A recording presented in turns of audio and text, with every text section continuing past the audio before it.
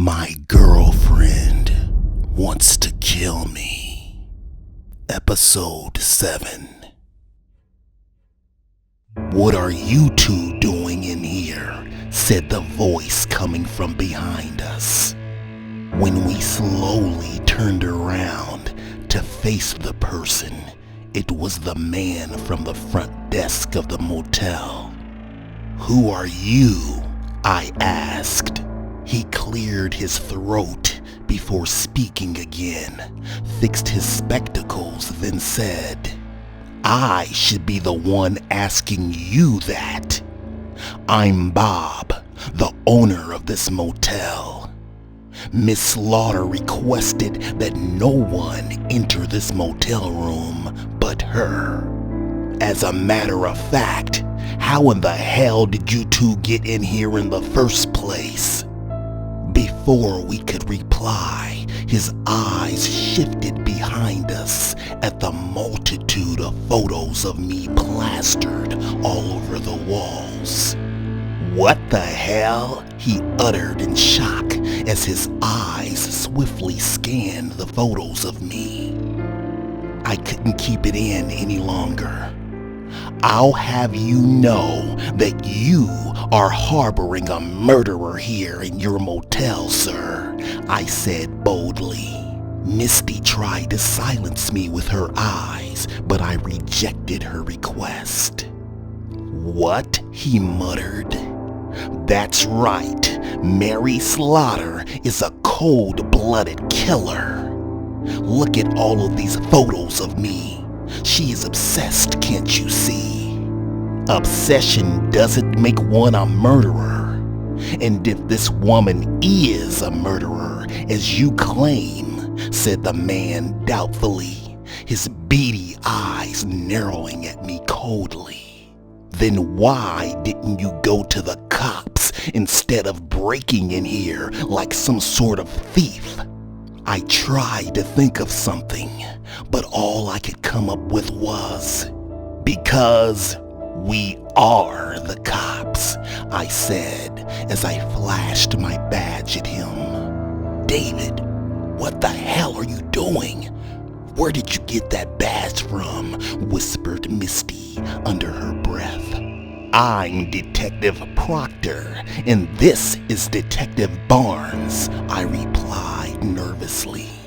The look of confusion and embarrassment shadowed the man's face. "We are investigating Miss Slaughter in multiple murder cases." "Sorry, guys.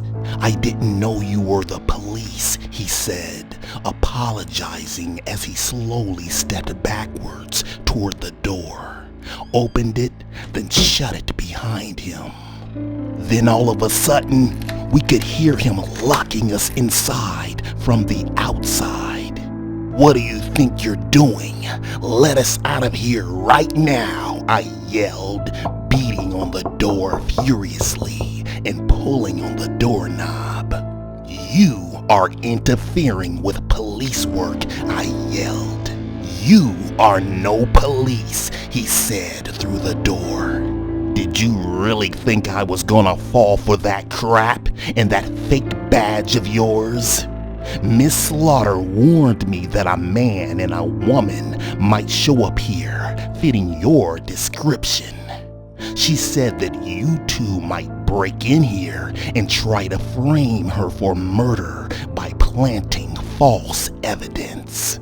"You don't understand, sir," Misty tried to explain unsuccessfully.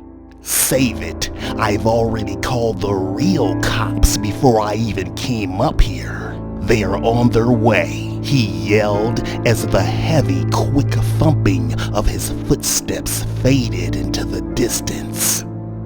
"What are we going to do now?" I said breathlessly. Then the sounds of police sirens grew outside of the window as red and blue flashing lights flickered through the curtains. "Oh shit," said Misty, excusing her French as a tornado of panic tore into the both of us. "We're done for," I said. "Maybe not," replied Misty as she ushered me into the bathroom quickly. As our eyes shifted upward, we had noticed an attic which we immediately climbed up into. We then heard the cops enter the room seconds later. "But what if they search up here?" I whispered in the darkness as Misty pointed to a window that had a large tree that stood outside of it. We opened it, climbed down the tree, and jumped into the car and sped off into the distance. "That was close. Too close," Misty said breathlessly.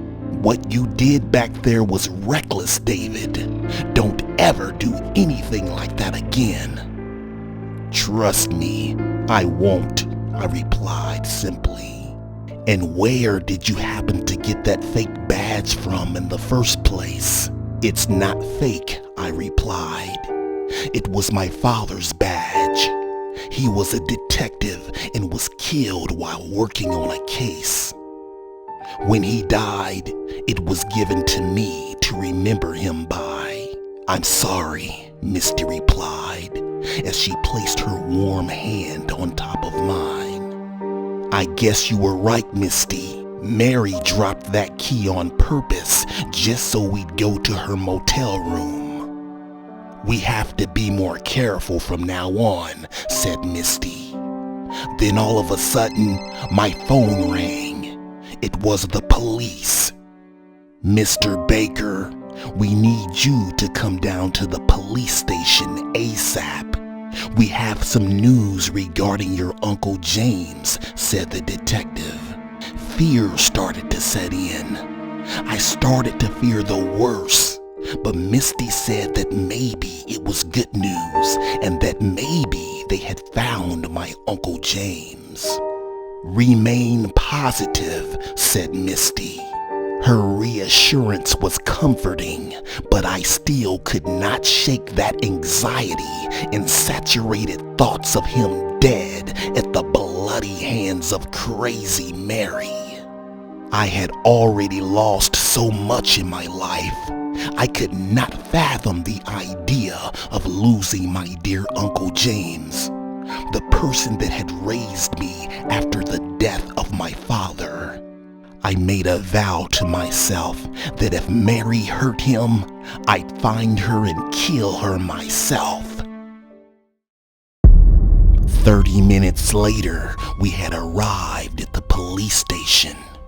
A feeling of darkness came over me as the detective pulled out a group of photos from a brown folder that lay on his desk. "I don't know how to say this, sir," the detective said nervously, his pupils dilated and shaky. "We have good reason to believe that your Uncle James is dead." "What do you mean, good reason?" I replied as a shivering panic came over me. I could feel my skin crawling. "We found your uncle's blood at the house of his girlfriend. She has gone missing as well, and it was a lot of blood. Too much blood loss for anyone to survive." "And how do you know that it's his Uncle James' blood?" said Misty. "As you already know, your uncle was a blood donor. We made a positive match with the blood at the scene and the blood at the blood bank. It was his blood. We are so sorry for your loss, sir," said the detective as he scooted the photos of the bloody scene toward me. "No, not my Uncle James," I growled. "Let's go," said Misty as we rose to our feet to leave. "Wait," said the detective. "There's more." It's about Mary Slaughter and the incident that happened at your uncle's. Then his narrowing eyes shifted toward Misty. Don't you think that he's had enough bad news for one day? Said Misty. It's very important, said the detective. Miss Slaughter claims that you, Miss Blue, attacked her out of jealousy and that she was only there to make peace with you guys. Then out of nowhere, you hit her over the head with a vase, knocking her out cold, and you, sir, helped attack her. The story you gave us is completely different than the one she's telling. Well, she's lying, I growled heatedly. No, I am not, said Mary. You bitch, you killed my Uncle James. I killed no one. By the way, Mr. Innocent, did you happen to mention to the police and your new girlfriend here about me, you, and your Uncle James' love triangle? What? To